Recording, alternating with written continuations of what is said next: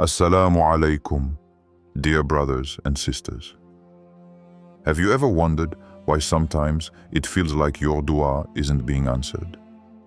You've cried in the stillness of the night, whispered in sujood, begged Allah in moments when your heart was breaking, and yet the silence feels heavy. Dr. Omar Suleiman once shared something powerful. There are moments when Allah, in His wisdom, waits. Not because He doesn't hear you, but because He's waiting for you to say one thing. Something that transforms your heart before your request reaches the heavens. Right now, across the world, someone is living this moment. A war survivor in Sudan clutches a worn-out blanket under the open sky, whispering prayers for safety. A mother in Gaza rocks her child to sleep under the sound of distant shelling, tears falling as she asks Allah for protection. Their du'as rise, but before the answer descends, there's a sacred key they must turn. Have you ever wondered why sometimes it feels like your dua isn't being answered? Before you assume Allah is ignoring you, there's something you must say. What's the moment you realized Allah was listening to you?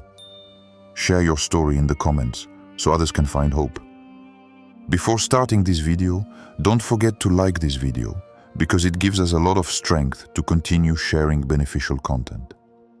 And I invite you to subscribe to our channel and activate the notification bell to stay informed of our next publications on the Islamic faith.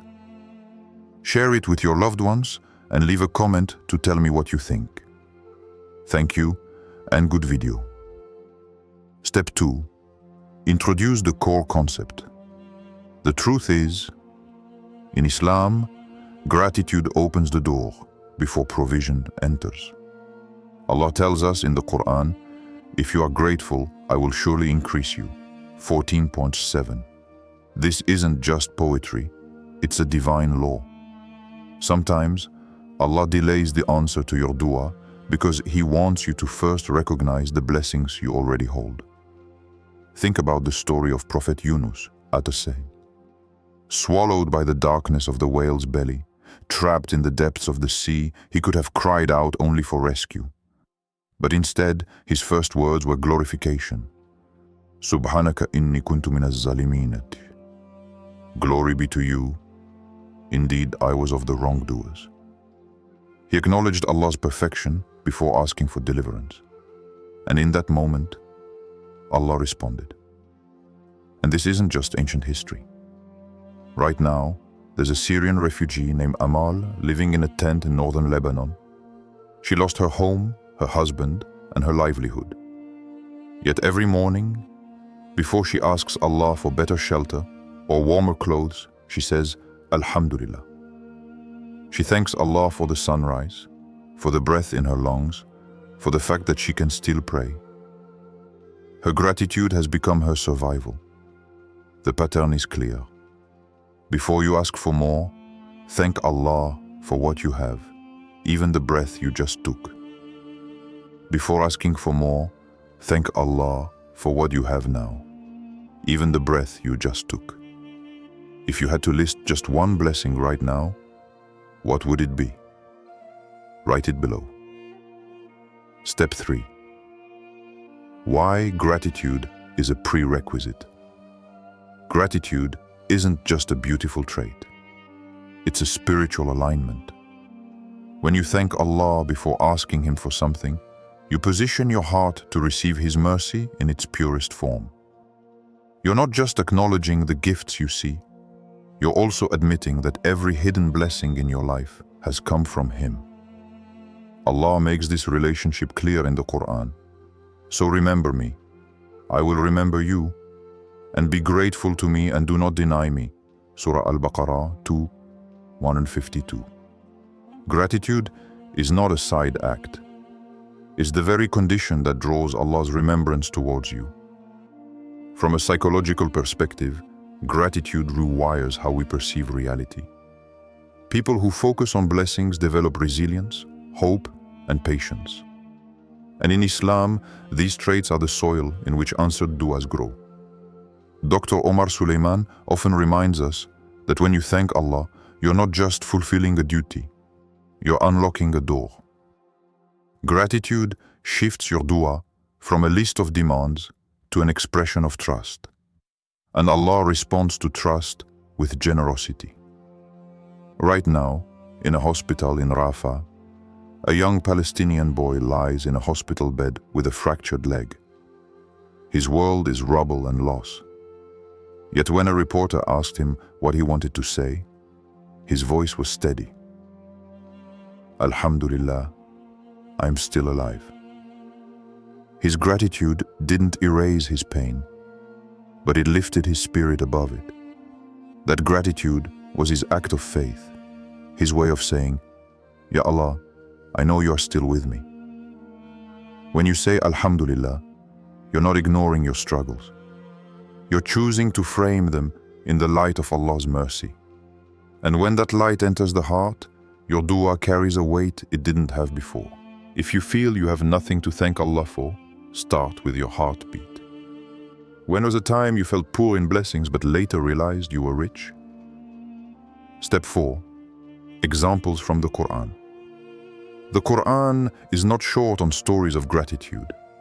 Some of the most powerful examples come from prophets whose lives reflect opposite extremes, yet both were anchored in shukr. Take Prophet Ayyub Asd. Once blessed with health, wealth, and family, he was suddenly tested with devastating illness, loss of his children, and the collapse of his livelihood.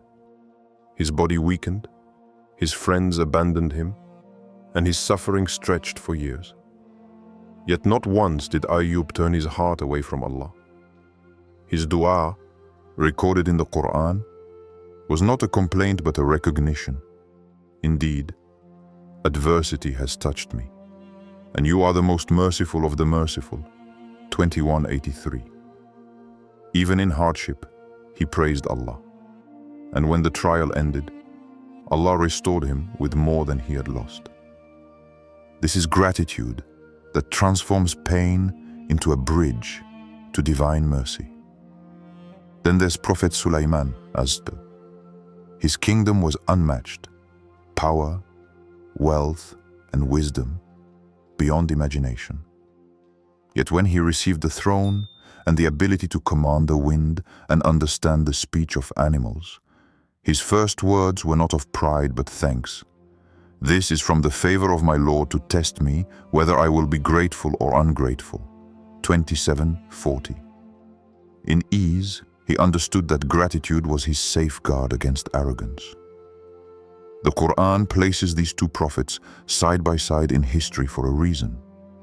Ayyub's gratitude in loss and Suleiman's gratitude in abundance teach us that shukr is not circumstantial. It's foundational.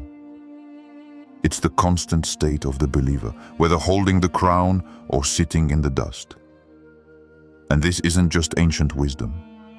Today, in war zones from Yemen to Gaza, there are doctors working under constant bombardment.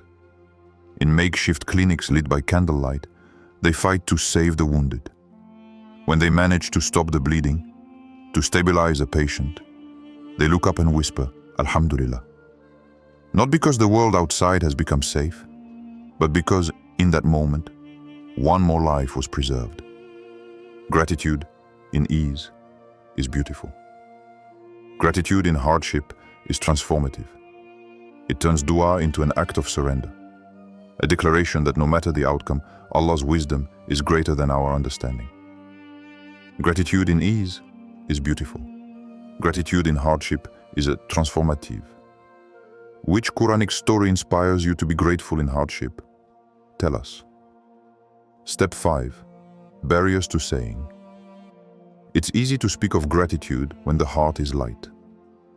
But what about when the weight of loss crushes you?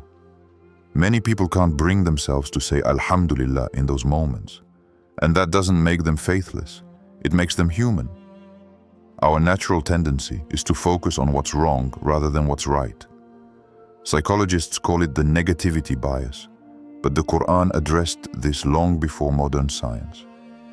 When Iblis was cast out, he vowed to lead people astray, saying, "Then I will come to them from before them, and from behind them, and on their right and on their left." and you will not find most of them grateful. 7:16-17. One of Satan's main strategies is to blind us to our blessings, so we stop thanking Allah. Because he knows gratitude keeps our connection alive. I remember meeting a woman named Fadwa, an earthquake survivor from Turkey. She had lost her home, her husband, and 2 of her children in a single night. Sitting in a relief tent, she told me, "I can't say Alhamdulillah yet. It feels like if I thank Allah, I'm saying I'm okay with losing them." Her pain was raw and real. For weeks, she wrestled with this, until a counselor gently explained, gratitude isn't saying you wanted the loss. It's saying you still see Allah's mercy in the midst of it. Slowly, she began to find small things to thank Allah for. A warm blanket, the kindness of strangers, the fact that she survived to care for her remaining child. One day, she whispered, "Alhamdulillah," and she said it felt like her chest finally opened after being locked for months. Your pain is real. Gratitude doesn't deny it. It redeems it. It takes what Satan tries to use as a wedge between you and Allah and turns it into a robe that pulls you closer to Him. Your pain is real. Gratitude doesn't deny it. It redeems it. Have you ever struggled to say Alhamdulillah? What helped you? Step 6. How to cultivate this habit. Gratitude is not just a feeling. It's a practice. Like prayer, it strengthens when you do it daily, even when you don't feel it. Here are simple ways to train your heart to live in Alhamdulillah. 1. Morning Gratitude Journal. Before the world floods your mind with news, notifications and worries, sit with a pen and paper and list 3 blessings you have right now. They can be big, your health, your family, or small, like the warmth of your blanket or the way sunlight hits your wall. This simple act rewires your brain to search for the good instead of fixating on the bad. 2. Start your du'a with praise and salawat the Prophet. Taught us to begin du'a by praising Allah and sending peace upon Him. Not only is this the etiquette of du'a, but it shifts your state of mind from neediness to recognition. Before you ask, say Alhamdulillah for past blessings and Allahumma salli ala Muhammad as an act of love and respect. 3. Replace complaints with thanks where possible. We all slip into complaint mode. I'm so tired of this commute. It's too hot. I wish I had more money. Try flipping the script. Alhamdulillah, I have a job to go to. Alhamdulillah, I can feel the sun. Alhamdulillah, I have enough to eat. It's not about denying difficulty. It's about reframing your reality through the lens of mercy. A real story. In New York, I met Yusuf, a 23-year-old Muslim battling depression. He felt disconnected from prayer, from people, from hope. A therapist encouraged him to start a daily gratitude journal. At first, he resisted. What was there to be thankful for? But he forced himself to write one thing each morning. Alhamdulillah for my bed. Alhamdulillah for coffee. Alhamdulillah for my mother's text. Weeks later, he noticed a shift. His du'as felt less like desperate demands and more like conversations with a friend who had always been there. Gratitude didn't erase his depression, but it gave him a rope to hold on to in the dark. Small steps grow big roots. Gratitude, like prayer, becomes easier the more you do it. And in time, it becomes the language of your heart. Say, Alhamdulillah, before you scroll. Make it your password to life. What's one way you remind yourself to be grateful every day? Step 7. The spiritual payoff. Allah makes a promise in the Qur'an so direct, so generous, it's impossible to miss. If you are grateful, I will surely increase you. 14:7. This is not a vague hope. It's a guarantee from the one who never breaks his word. Gratitude doesn't just bring peace to your heart. It opens the doors to more blessings than you can count. The increase Allah speaks of comes in many forms. Sometimes in material provision, sometimes in health, sometimes in spiritual clarity, sometimes in the quiet strength to endure hardship. It's not always what you asked for, but it's always what you need. In Sudan, I met an aid worker named Mariam. She worked in a flood-affected village, her days filled with exhaustion, hunger, and constant logistical challenges. Every evening, despite the chaos, she would gather the children and say Alhamdulillah for the food they managed to share, for the shelter that still stood, for the fact they were alive another day. One week, her relief team ran out of supplies completely. That night, she still led the group in gratitude. The very next morning, an unexpected convoy arrived from a neighboring country, loaded with food, medicine, and blankets. When I asked her what she thought, she smiled. This is Qur'an 14:7 in action. Gratitude doesn't just change your du'a, it changes your destiny. Gratitude doesn't just change your du'a, it changes your destiny. What increase did you experience after gratitude? Step 8. Closing call to action. Here's my challenge to you. For the next 7 days, begin every dua with Alhamdulillah. Before you ask for anything, health, relief, success, pause, and thank Allah for what you already have. Thank Him for the breath in your lungs, the faith in your heart, and the chance to call upon Him at all. Do this for 1 week, and watch how it transforms the way you speak to Allah, and how it changes the way you see your life.